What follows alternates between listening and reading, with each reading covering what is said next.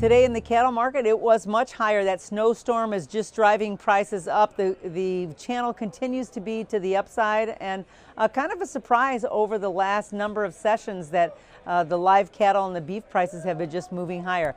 The ice and the snowstorm was spread all the way across the beef production area, and it's bringing in active buyers, and it looks like that it could last a little bit longer term than we expected. And I think that what's happened is this snowstorm came at a time that we haven't been prepared. We haven't seen any real snowstorms to affect these markets, and now they kind of popped up at a time that we weren't expecting, and I think so we got a little bit of a jump in the market. But the weather issues coming in even this week and expected next week is driving the market higher. Finally, the live cattle market is bringing the feeders along as well. The feeders were firm today. Export sales have been much better as well.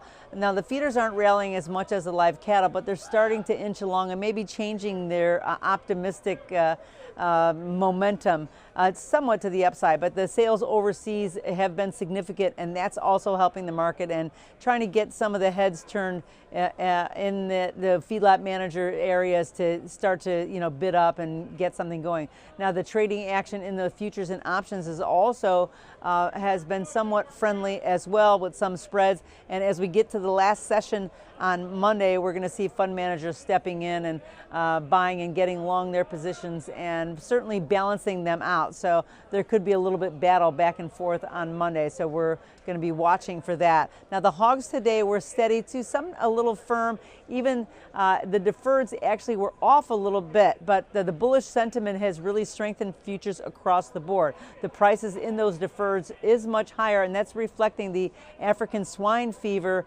effect on those markets and the expectation that down the road we're going to see these prices rally, because we're going to see much improved export sales for the U.S. pork production. Now, also, the correction in that last week's inventory report added to the more bullish sentiment, and that kind of added to the market keeping it pretty steady. The fact that it hasn't been moving just lets you know that we're about ready to start to, turn up the volume a little bit. Now, U.S.-China resolution, we have not come to an agreement yet, and the government shutdown is affecting the market somewhat. So the fact that we're moving a little bit sideways does help the hog market, or lets you know that it is steady. We've found a place to wait until we can get some information to start giving it a little more direction.